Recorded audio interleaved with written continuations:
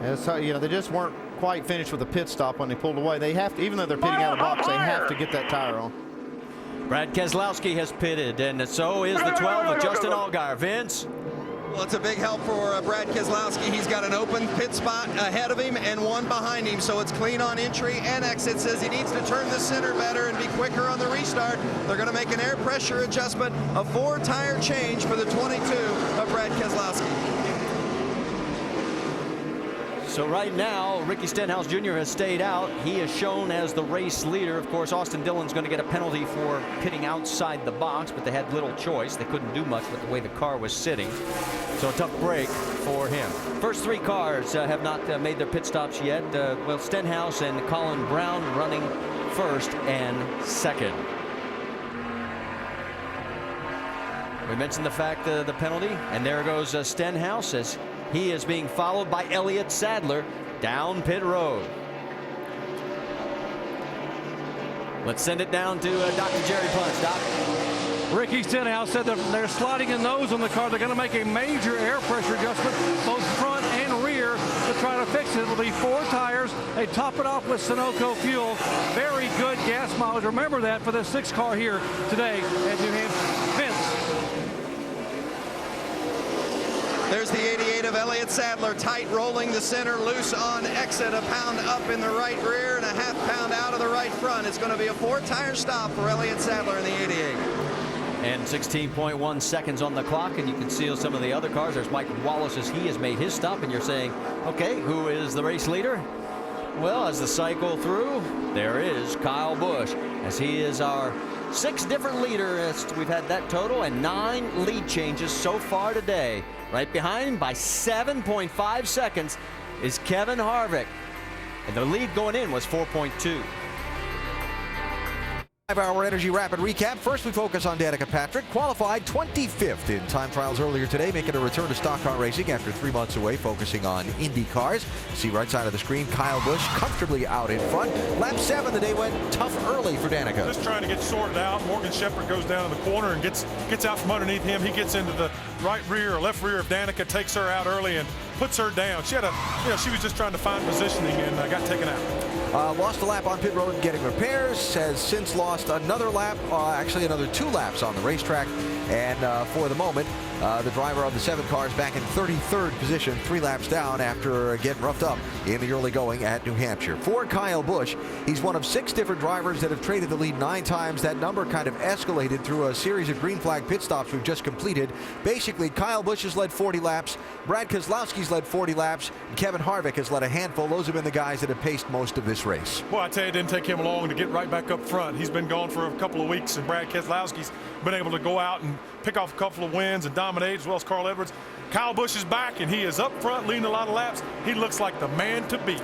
Counting down, Marty, the number of laps Kyle Busch leads to tie or surpass Mark Martin to become the all-time lap leader in the NASCAR Nationwide Series. And anytime you can break a Mark Martin record in this series, you've done something.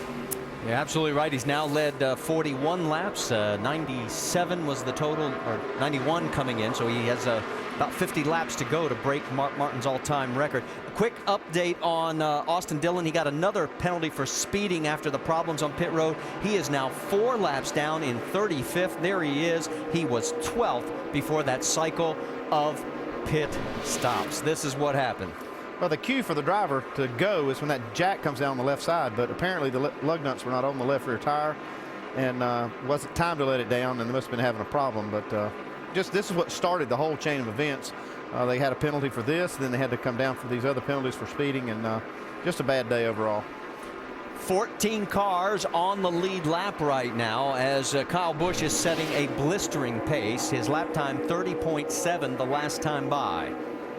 Let's get more on all this situation of what we just saw. Tim Brewer in the Craftsman Tech Garage. Thanks, guys. The jack man controls that pit stop. When you come around from the right side over to the left side, once you get the car up, the jack man, he probably glanced back at the left rear tire. Okay, that guy's in pretty good shape. He's paying attention to the guy at the left front. But the indicator for the driver to leave is when you drop the jack. And apparently the left rear guy had an issue between the jack guy's glance over, and that's what got him in trouble. But in Austin Dillon's defense, When the car comes down, he's supposed to leave. He did exactly what he's supposed to do as a race car driver. Guys? Yeah, the only problem was when he was serving the penalties, when he got the drive through for going too fast, and that's kind of, it just set up a chain of events that just started their day in a spiral. Really, it's too bad because he's got a great car. Here's another guy that's not going where he wants to. The 38 of Jason Leffler, believe it or not, he is about to go a lap down to race leader Kyle Busch. And once that happens, that will put us down to 12 cars on the lead lap. That gives you an idea just how good Kyle is right got now. a caution. Caution is out. Trouble. The 6 of Ricky Stenhouse and the 10 of Taylor Malsom. Right side pretty heavy, Shem. He was 9th place for Ricky Stenhouse at the time of this crash here on lap 94. Fire.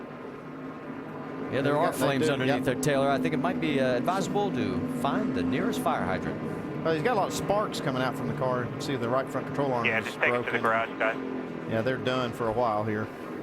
Yeah, it's a shame. Ricky Stenhouse was doing a nice job today, having a good solid run, which is exactly what he and his team needed with that City Financial Ford. Yeah, that's the last thing they needed was being another accident because he was running well. Right now he is able to get it refired and has enough power and enough clearance in all the wheel wells to hastily get it back around. That big lead of Kyle Busch's, and let's go back and talk about that. When he came into the pits the first time under green, 4.2 seconds. He comes back out after the cycle through at 7.3. Well, I'm sorry, Dale. That's probably a combination of doing an excellent job of getting off the racetrack for Kyle Busch and back out, and his crew doing. His crew has really all year been one of the best, if not the best, crew on pit road. And I was going to say he does that week in and week out, and that makes a huge difference. And that really pumps up the pit crew too when you have a driver that does all of that, right, Andy? When you got a driver like Kyle Busch, everything he does pumps you up. That's right. Well, good news for Jason Leffler. He was able to stay on the lead lap, and the lucky dog from Aaron's is going to go to the 27 of Justin Laughlin, so that'll give us 13 back on the lead lap.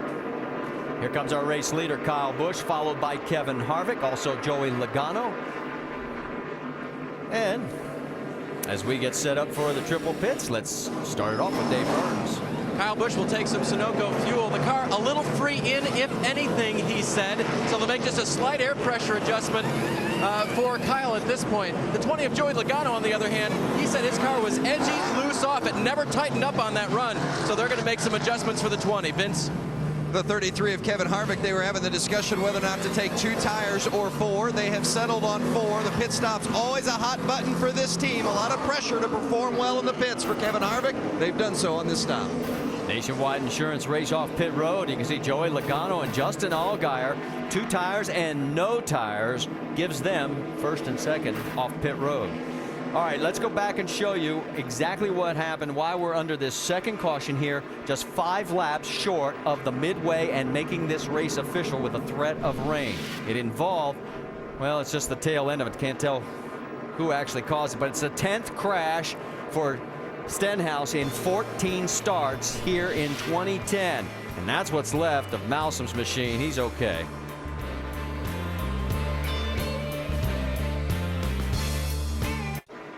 Welcome back to the New England 200. Make sure to go to NASCAR.com for all your latest NASCAR information. The second caution caused by the 2-car crash. Ricky Stenhouse Jr. back out on the track. He's now in 22nd position, 1 lap down. And remember, he was 9th when this happened. Let's check in and find out why Brad Keselowski did not pit. Vince?